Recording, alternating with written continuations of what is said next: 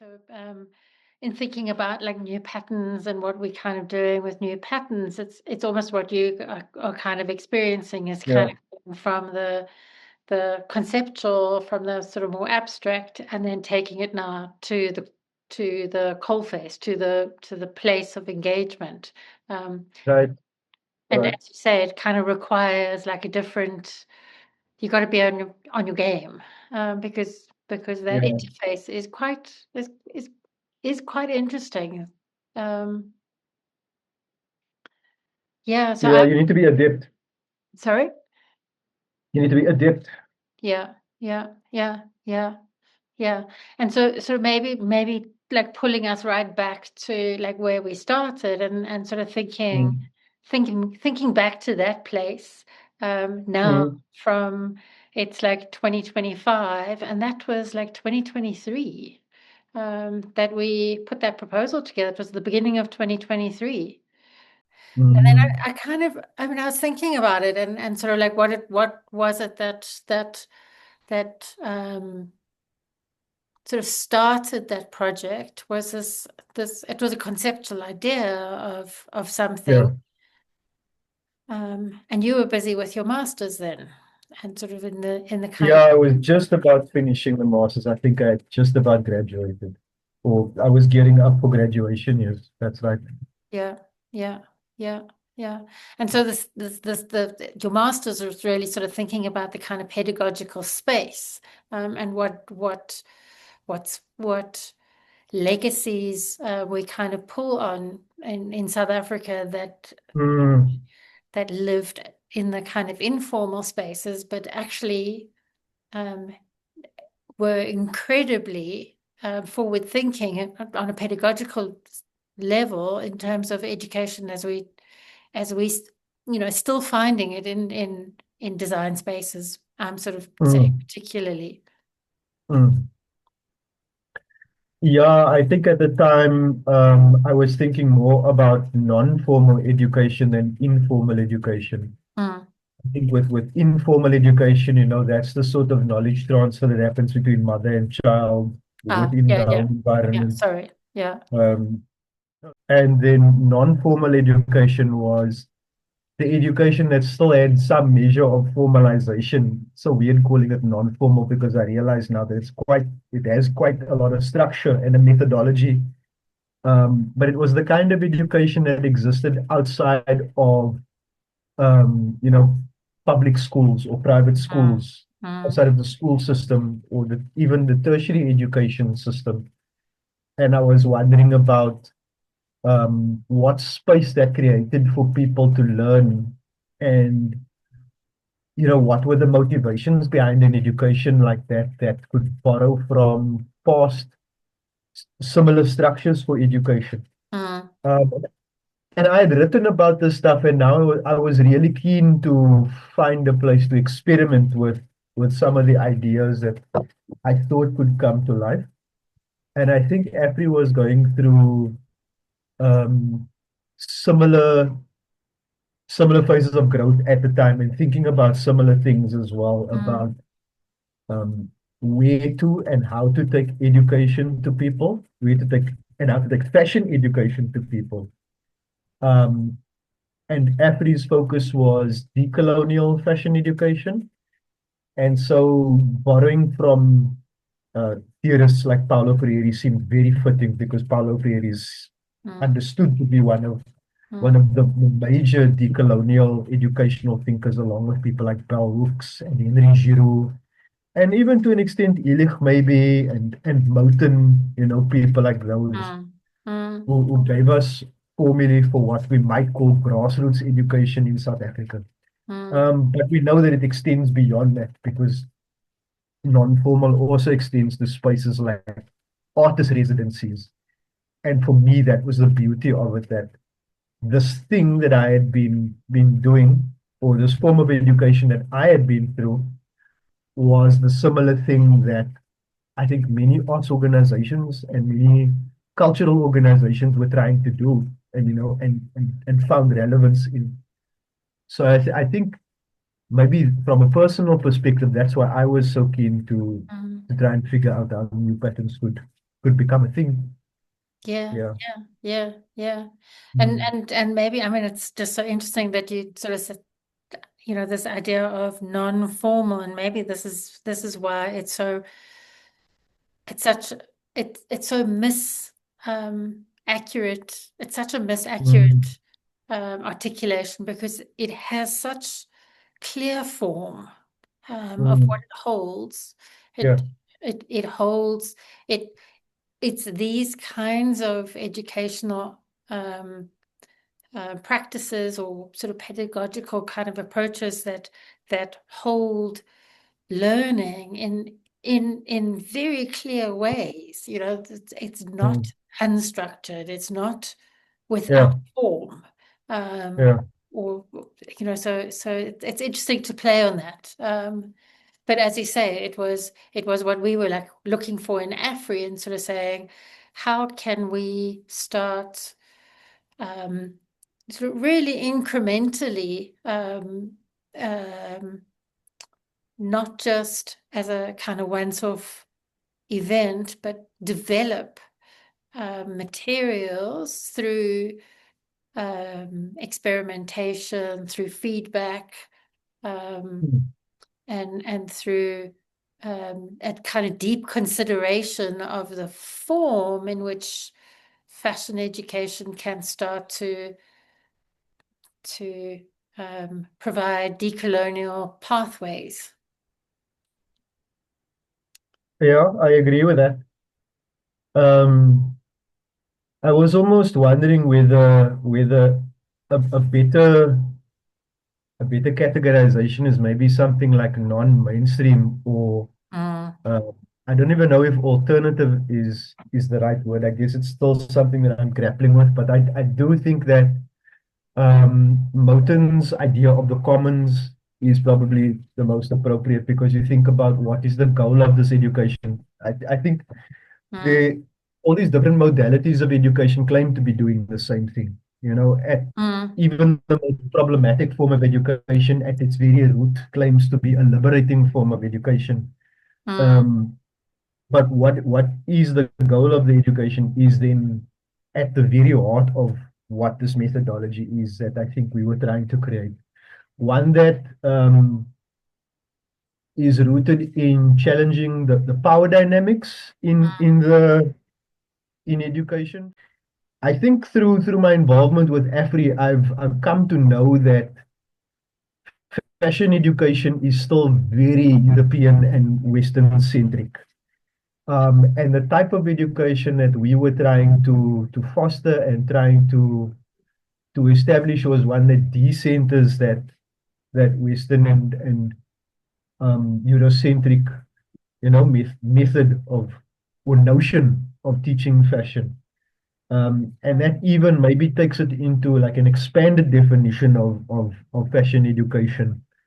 And I've seen that throughout some of the projects we've done. I mean, if we just take CVW's podcast, for instance, um, that very clearly decenters any sort of colonial structure in its negotiation of language, gender, culture, you know, location, all of those things.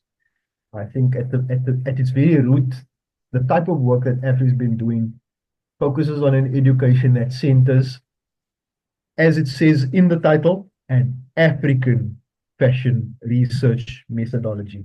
mm, And I think that's been, yeah, I think that's been at the heart of the trying and the type of educational structures that we've been trying to create across the board with all of the projects that we've been involved in. Um, whether it's in ideology, whether it's in aesthetics, whether it's in philosophy, all of those things were at the root of the type of education. So I think in its essence, it definitely is rooted in the undercommons or the commons where it draws from, to an extent, African popular education or African popular fashion history or um, yeah, those broader definitions of fashion that are more inclusive and also more people-centered, I think. mm, That, it's been a bit hit and miss, because nothing's perfect. Um, but I do think that's been at the very root of what we've been trying to do with all of AFRI's educational projects. And that's what set it apart. I think what's very important to me is that there's a consideration of the DNA. You said, there's a type Mm, of methodology that holds this non-formal mm, education. And I think of that as a DNA. There's a DNA that identifies,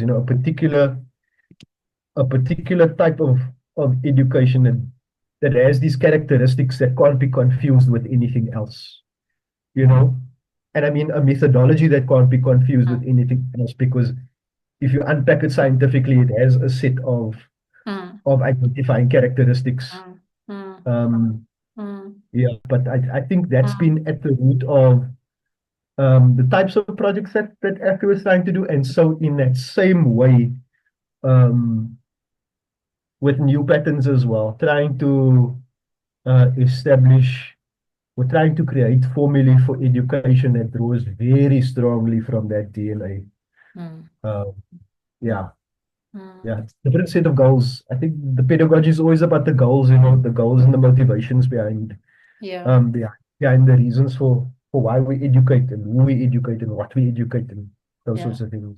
yeah, yeah, yeah, yeah. That there's a pool or a foundation that has kind of um, grounded all these projects. I mean, that's also interesting that you're sort of saying, it doesn't matter if we're going off in that direction, or a podcast or a film event or a workshop or that it's grounded in a sort of a firm resistance or a firm disruption to, and particularly for us, to the very, very limiting fashion education space. Um, that you're sort of saying that you were quite surprised that it's still so sort of Western centric, so Yeah, extremely Western centric. yeah, I think architecture has similarly kind of done yes, needed to do so. So it's this like the spatiality and the kind of publicness of fashion and yeah, architect, how we occupy space, who occupies yeah, space, in what form mm, do we occupy that space, and fashion is such a the violence of kind of that Western centricity in fashion is so implicit. Um, yeah, yeah. I think also if we talk about violence, there's still a way of centering, what we might consider the oppressor. So mm, not that we forget, not that we're forgetting that, there's a history of violence and oppression here, but there's also a lot to celebrate. mm, So I mm, think when we mm, talk about story, we situate the story well, we situate the story properly. We think about where the center is located. mm, mm, So mm, when we decenter the oppressor, where are we mm, centering the mm, story and whose stories are we centering? So this idea of storytelling is also quite important. Um, mm, a storytelling that is based in sight and a situated practice. And I think, through conversations with CV, where I think maybe this is where we started moving, myself and CV at least started talking about how do we move on from decoloniality in a post-colonial sense is to mm, develop a mm, situated practice mm, mm, that no longer even needs to mention colonial structures, but immediately starts mm, with Africa as a mm, starting point and moving on from there. mm. That's our starting point. So, Um, so yeah, I mean, it's quite a nice reframing of kind of new patterns. Like, what is it to create a new pattern? What is it to create a yeah, new, and that's what it's doing. It's creating a new pattern, a new pattern of oh, for thought, sure. a new groove, a new sort of spatiality or new sort of aesthetic. Um, Yeah, a new precedent. Yeah. If we think Yeah. about Yeah. precedents, often in academia or in rigorous writing, we talk about precedent, like there needs to be precedent for us to base our statements on. Um, Mm, Precedents are also habits, you know, a new mm, set of mm, habits. mm, What are our academic habits? What are our educational habits? Um, what are educational practices? Habits, practices, precedents. These are all mm, synonyms, mm, you know, mm, that mm, are handy mm, vehicles for us to think through this. mm, So, I mean, it's definitely rooted. I mean, if you think about the conversation that we had about the three different guides in new patterns, and even how we structured the project, we thought about Mapungubwe, which is based in Limpopo, you know, and that's also based on different sort of knowledge structures that aren't acknowledged. You know, people mm, as humble as shepherds, you know, not considered to be knowledge holders. mm, If we think about Lasiba's project in Uganda with the barkcloth, you know, these are definitely forms of sustainability that were part of common practice. They were part of decoloniality on a Tuesday, you mm, know. mm, Um, and then also the Daveyton thing, acknowledging, you know, situated practices in that way through forced migrations and developments of townships, you know, the way fashion becomes a language and how it goes beyond that is it is embedded into, you know, South African history as well. mm, So you can already see it, you know, it's not something that you know, we can talk about these things on panels and things, but if people were really to try and poke and prod, you know, what we've been doing, they can see that there's a way that all of these stories are rooted, um, you know, in a situated practice with with our own stories at the root of what this education is. And I think it goes a long way to establishing pride in people, not just pride, but a sense of self-respect and dignity, you know, that perhaps moves beyond aspiration, that is rooted in something a little bit deeper mm, than aspiration. Um, Through the celebrating of our own stories, in the way Adichie was talking about, you know, uh, broader stories and varied stories, and not saying that my story is better than your story, but saying that actually my story is just as important as your story, you mm, know. mm, mm, Um, and that's definitely seen in the way that we were using those um, familiar grounds as ways to help people extract the principle of the lesson that we are trying to mm, transfer. mm, You know that this lesson of the site that you might see unfolding here is something that could be applied in your own site if you were to develop a reflective practice around your site and look at which fashion practices are around your area. Recently, I because of the kids that I teach, I started developing an interest in learning isiXhosa, and I can speak a few phrases now, and I can, you know, give instructions and things like that. But what I discovered is that there was an isiXhosa fashion culture that I didn't even know of. So I was wearing a Mesa t-shirt, a Mesa brand, Mesa the computer brand t-shirt. And one of my friends said to me that actually in the Xhosa community, there is a way of elevating a work uniform. So mm. not workwear as in Johnson or, you know, Yeah. Dickies and those sorts of things, but there's like wearing a ShopRite t-shirt or wearing an Omo t-shirt or a Mesa t-shirt, you know, something that is worn as a work uniform that is called rafula. So when I'm wearing a garment with a particular business logo on it, I would say dia rafula, which means like, you know, I'm embodying like this fashion culture. I'm doing this fashion thing. I'm in this particular mode of fashion thing. And I was just discovering that in that short conversation that I had about fashion with this Xhosa speaking gentleman, because, you know, I had Mm, expressed an mm, interest mm, and we were talking about fashion, and then he was like, oh, but you're doing this thing that I know of that we've been knowing about. And I said, but I didn't even know there was a name, you know.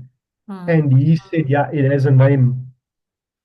Um, and I thought there were resonances in a Freirean pedagogy with what happened in that moment. Um, Torres writes about the thousand different Freiries, and it refers to the concept of people being Freirean in their style of education without even knowing about it. So I think that kind of speaks to those things that in academia we might call embodied practices, in the way we're doing things and we don't even know that we're doing them, but it's part of our culture. It's decoloniality on a Tuesday. So in the same way, I think we've been dealing quite organically as AFRI with it, not unearthing even. I just think it's foregrounding. It's not like we are discovering things. We're not Christopher No. Columbus. These are things that we're just foregrounding and we're highlighting and we're saying, yeah, did you know about this thing that we do? And I think that's the beauty of an education that is dialogical, that is situated, site specific even. Yeah, and I think geographically and contextually relevant. I think it has to lean on those sorts of things. And I think for a while, because this is such a nascent field in fashion education, I think for a while we're still going to be digging in the archive to do this. There's so much archive here. Um, there's so much archive to draw from besides the stuff that's now emerging as newer ones as well. There's such a lot of archive that hasn't been explored that we could be writing about until kingdom comes, really. You know? Rolando Vasquez, he writes about coloniality and modernity as kind of the erasure of possibility, and the erasure of possible futures because of the erasure of lineages. And what you've just kind of explained or described is actually there's a whole other lineage to the workwear T-shirt that Yeah, has been obfuscated. yeah. But actually, it's just to bring it into view. What does it mean to bring into view?